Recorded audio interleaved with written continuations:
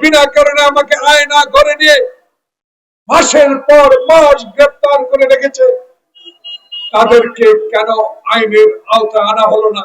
এখন মুক্ত বাতাস, এখন রাজপথ আপনাদের জন্য, এখন রাজপথে কথা বলার জন্য, গণতান্ত্রিক অধিকারের কথা বলার জন্য আমরা আজকে স্বাধীন।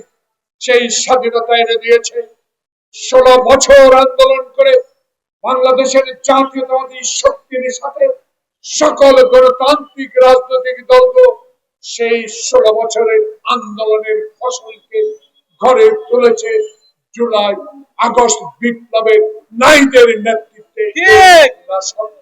যার রাজনীতির আদর্শ নিয়ে এখন আজ পর্যন্ত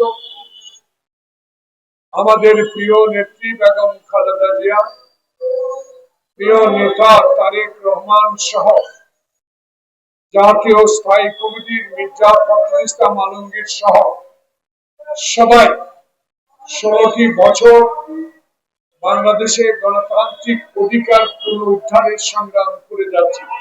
প্রিয় বন্ধুগণ, যে নামগুলো আমি উচ্চারণ করেছি, এই নামগুলো বাংলাদেশের রাজনীতিতে একজন গণতান্ত্রিক সৈনিক, যারা বিগত দিনে মির্জা ফখরুল ইসলাম আলমগীরের মতো একজন বলিষ্ঠ নেতৃত্ব দানকারী নেতা, যার রাজনীতিতে কোনো কলঙ্ক নাই, যিনি ছাত্র জীবন থেকে দেশের মানুষের সেবা করার জন্য ছাত্র রাজনীতি শুরু করেছেন, শিক্ষকতা করেছেন, একজন মন্ত্রীর ব্যক্তিগত সচিব হিসেবে দায়িত্ব পালন করেছেন, শেষ তক বাংলাদেশের জিয়ার আদর্শের প্রতি সম্মান জানিয়ে উনি বাংলাদেশ সরকারের মন্ত্রিত্ব করেছিলেন জিয়ার আমলে। এটা আজকে বাংলাদেশের বৃহৎ রাজনৈতিক দল জাতীয়তাবাদী দলের সংগ্রামী মহাসচিব, কতবার কত সময় এই লোকটিকে অপমান করা হয়েছে। মির্জা আব্বাস, রাজচন্দ্র রায়, ডক্টর মোশাররফ হোসেন, ডক্টর মঈন খান, নজরুল ইসলাম খান, সেলিমা রহমান, যারাই এই বাংলাদেশে হাসিনার বিরুদ্ধে কথা বলার চেষ্টা করেছিলেন, তাদেরকে নাজেহাল করেছে হাসিনার পালিত বাহিনী, হাসিনার পালিত পুলিশ বাহিনী। বিনা কারণে, বিনা ওয়ারেন্টে, বিনা মামলায় ঘর থেকে গ্রেফতার করেছিলেন। আজকে যারা ওই সকল কাজের প্রেতাত্মা ছিলেন, যারা ওই গণতান্ত্রিক কাজ করেছিলেন, ডক্টর প্রফেসর মোহাম্মদ ইউনূস আপনার মতো একজন গুণীজন ব্যক্তির আমলও এখনো তারা আপনার চারিপাশে আপনার সরকারে বসে আছে, যারা আপনাকে অস্থিতিশীল করে তোলার বিভিন্ন প্রচেষ্টা চালিয়ে যাচ্ছে। তারই মধ্যে আজকে লিটনের দেওয়া 3টি নাম। প্রিয় বন্ধুগণ, আপনারা যারা সাংবাদিক, যারা বিগত দিনে আমাদের মতোই নিপীড়িত হয়েছেন, টিয়ার গ্যাসের চেনের চোখ ঝাঁঝরা হয়ে গিয়েছিল, টিয়ার গ্যাসের সেল না শুধু সারা গুলিতে আহত হয়েছিলেন, আপনারা সেদিন আমাদের কথাগুলো মির্জা ফখরুল আব্বাস গর্ষণ, নজরুল ইসলাম খান, সেলিমা রহমান, তাদের কথাগুলো তুলে ধরতে পারেন নাই। তখন আপনাদের এই মিডিয়াগুলো নিয়ন্ত্রণ করত ডিজিডিয়া বা এনএসআই, তারা যা লিখে দিতেন সেটাই আপনাদেরকে প্রকাশ করত। এখন মুক্ত বাতাস, এখন রাজপথ আপনাদের জন্য, এখন রাজপথে কথা বলার জন্য, গণতান্ত্রিক অধিকারের কথা বলার জন্য আমরা আজকে স্বাধীন। সেই স্বাধীনতা এনে দিয়েছে 16 বছর আন্দোলন করে বাংলাদেশের জাতীয়তাবাদী শক্তির সাথে সকল গণতান্ত্রিক রাজনৈতিক দলগুলো সেই 16 বছরের আন্দোলনের ফসলকে ঘরে তুলেছে জুলাই আগস্ট বিপ্লবের নাইদের নেতৃত্বে।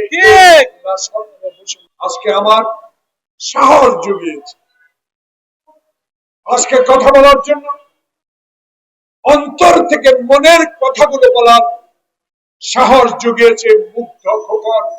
প্রিয় সাংবাদিক বন্ধুগণ, লেখাপড়া শিখে সাংবাদিকতা করে বৃষ্টিতে ভিজে রোদে শুকিয়ে আপনারা যারা সংবাদ সংগ্রহ করেছেন, এখন নির্ভয় নির্দ্বিধায় সকল কথা বলার সুযোগ করে দিয়েছে খোকনের রক্তে অর্জিত এই স্বাধীনতা। সেই স্বাধীনতা আসার 8 মাস প্রায় অতিবাহিত হতে যাচ্ছে। প্রিয় বন্ধুগণ, এখনো কেন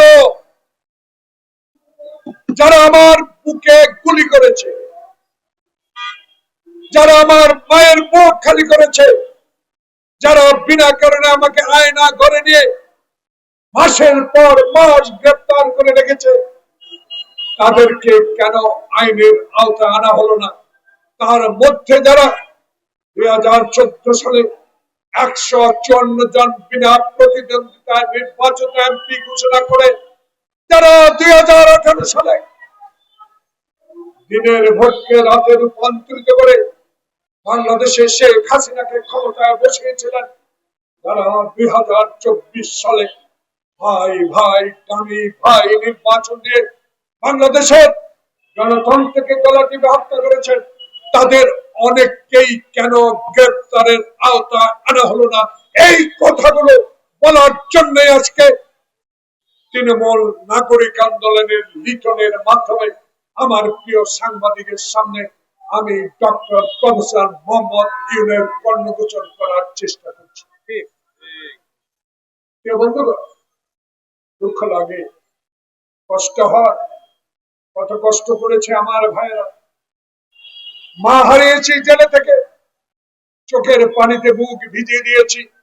শেখ হাসিনার কাছে কোনোদিনও সেই আমগাছে দয়া পাইনি। আমার বন্ধু ইলিয়াস আলী যখন তার ছোট্ট বাচ্চা নিয়ে গণভবনে যায়, তখন ছোট্ট বাচ্চার চিৎকার দিয়ে হাসিনাকে বলেছে, মা আমার বাবাকে একটু ফিরিয়ে দাও। সেজন্য শেখ হাসিনার মন বলে নাই। প্রিয় বন্ধুগণ, মির্জা আব্বাসকে যখন, মির্জা ফখরুল ইসলাম আলমগীর, আমি রিজভিকে যখন, আমানুল্লাহ আমানকে যখন এই মেহেদিরা অফিসে ভেঙে গ্রেপ্তার করে নিয়ে যায়, তখন আমার ছেলেরা, আমার মেয়েরা, সকল নেতৃবৃন্দের পরিবার যখন শেখ হাসিনার কাছে বিনয়ের সহিত আবেদন করেছিল, প্রিয় প্রধানমন্ত্রী, আপনি দেশ পরিচালনা করছেন অবৈধভাবে, আজকে অবৈধভাবে বিএনপি অফিস ভাঙচুর করে যে নেতৃবৃন্দকে গ্রেপ্তার করে নিয়ে যাচ্ছেন, তারা অসুস্থ,